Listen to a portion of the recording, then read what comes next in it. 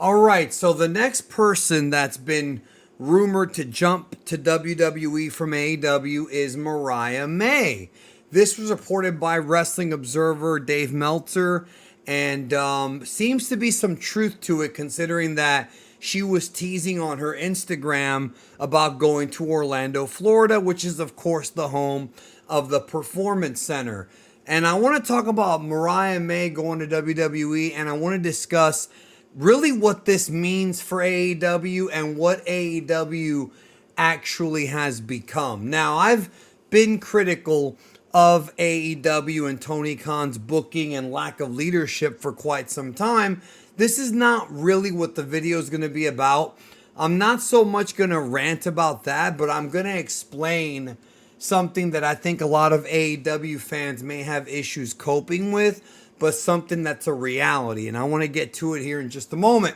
I want to say that Mariah May going to WWE to me is a big deal. Mariah May versus Toni Storm, if it's not the biggest women's match or women's feud in AEW history, it's got to be in the top three. The execution of the original turn, the matches they had at All In, then later on in Australia and at Revolution, the promo work from Toni Storm. There were some logic holes here and there and some issues that I wasn't a big fan of. But overall, the feud was still cooking. And Mariah May is not only a very attractive lady, but she's a very good wrestler. You know, you see that from people like, when she was in Stardom. She's actually a very good in-ring worker, and she's a great talker and a great heel. She's like the complete package.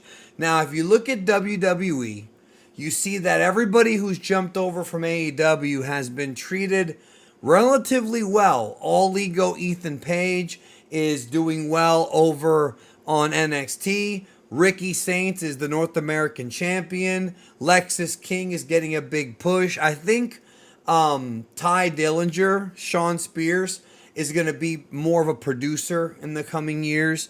And then, of course, there's Cody and CM Punk. But the ones you really want to think about here is WWE's treatment of Jade Cargill and Stephanie Vaquer. Jade Cargill has been very well protected since coming in, and she's involved in a match at WrestleMania with Naomi that's a feature contest without a title being on the line. And that to me is a big accomplishment for Jade Cargill, somebody who doesn't really have the experience, is very much green, and some folks think she's still not ready for the big time. WWE's doing what they can to kind of mask her, her negatives and accentuate her positives. She does have an aura. Then we've got Stephanie Vaquer, who did wrestle in AEW at Forbidden Door last year against Mercedes Moné, and then jumps to WWE. The story now is that WWE offered her less money than AEW, but she still went to WWE because her dream was always to go to WWE. And now the story that's coming out about Mariah May is that it's her dream to go to WWE. So the whole sort of perspective on what the professional wrestling landscape is now has changed since AEW's birth. When AEW first was born in 2019, and in those early years, people saw AEW as a place to go where you're going to get a lot more freedom than you would in WWE. You have less restrictions. You're working under EVPs that are pro wrestlers and an owner who's a big mark, a big fan of the business. And the pay is very, very good, obviously. And the big thing is you don't have to deal with Vince McMahon and Kevin Dunn and the politics that have hurt so many careers. Here's what's going on now. Since Vince McMahon is no longer involved, obviously, especially if you're a woman, WWE is a whole different company now. And under the leadership of Triple H and Nick Khan, and I have been critical of the build to WrestleMania, I'm not forgetting the fact that Triple H has made a ton of mistakes, in my opinion. Nevertheless, it's still better than Vince McMahon. the company seems to be a lot more cognizant of its image now than it used to be.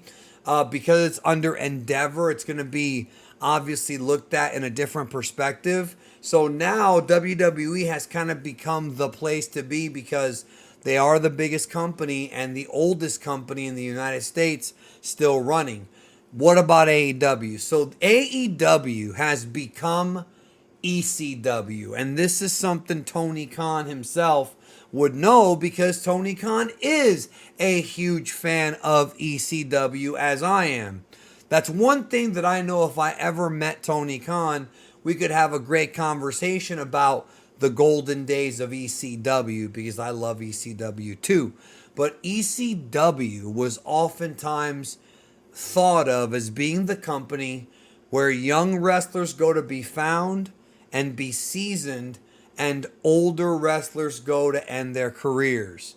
You know, Taz called it the land of the misfit toys, and it kind of is that. If you're an older wrestler, like a Sting, like an Edge, somebody who's kind of already had their prime, going to AEW is a chance to make good money, and in the last couple of years, have a lot more political power and control over your character than you would have in WWE.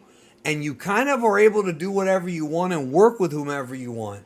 Guys like Jericho as well, even though Jericho's been talking about going back to WWE recently.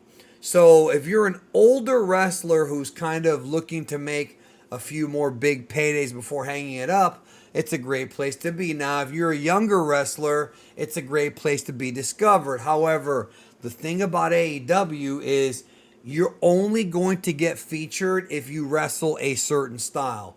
It doesn't take a rocket scientist to figure out that if you wrestle the Japanese / Mexican high flying indie style that Dave Meltzer and Tony Khan love, you're going to get pushed in AEW. You're going to get featured in AEW more likely than somebody who doesn't. If you look at how AEW's booked some of the bigger guys like Brian Cage, Powerhouse Hobbs, all those guys have potential. Wardlow, the biggest waste of potential maybe in AEW history. And not just, I mean, there's other guys too. I think Lance Archer is a guy who the ball has been dropped on him from a lot of other promotions.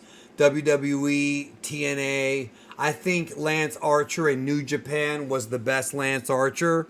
That's a guy who I think has, unfortunately, I think he's phenomenal in every way and has a lot of charisma, but the dude has just not been treated well by a lot of these companies. So the point is, if you wrestle a certain style and you're known to have good matches, because that's what Tony Khan cares about, then you're going to do fine in AEW. And eventually, maybe you can graduate to go to WrestleMania or work a big WWE show down the road. Not saying you have to, but it's a place to go. Plus, the amount of money that Tony Khan is paying some of these guys, they'll never see that kind of money on the indies. It's insane. And then, you know, like I said, you've got the older guys going there to retire. So that's the perception of what AEW has become. It's unarguable. You can sit there. I know AEW fans can be absolutely cringe and have an issue living in reality sometimes, but this is the reality. Like, this is what AEW has become. Ever since Vince fell and things have changed, it hasn't all been perfect, but working for WWE now is not the same as working there when Vince was there. And when Vince was there, 2019, 2020, AEW looked like a viable place to go work and work on your craft, and there being a lot of potential there. But in the past few years, we've seen the cracks of AEW. We've seen the viewership go down. We've seen the different behind the scenes issues they've had. Like, the growing pains are there. So ultimately, I think people are going to be using AEW, young guys are, as a stepping stone before going into WWE. That's the way I see it. I know some folks, it's not going to apply to everyone. I don't think the Young Bucks are ever going to leave AEW. I could be wrong on that, but I don't think so. Will Ospreay may never leave, but nevertheless, that's the perception now. With Mariah May jumping over, There will be plenty of people for her to work with. I mean, that WWE talent roster, including NXT, is absolutely massive. So I'm excited to see what she can do because she is a great character, she is a great talker, and a great worker. She's really got the whole package. And I can think of, I mean, she's basically like a more experienced version of Tiffany Stratton. She's just a better Tiffany Stratton, so it makes you wonder what they're going to do. Let me know in the comments what you think they're going to do. I'm out of here, though. Take care. See you guys real soon.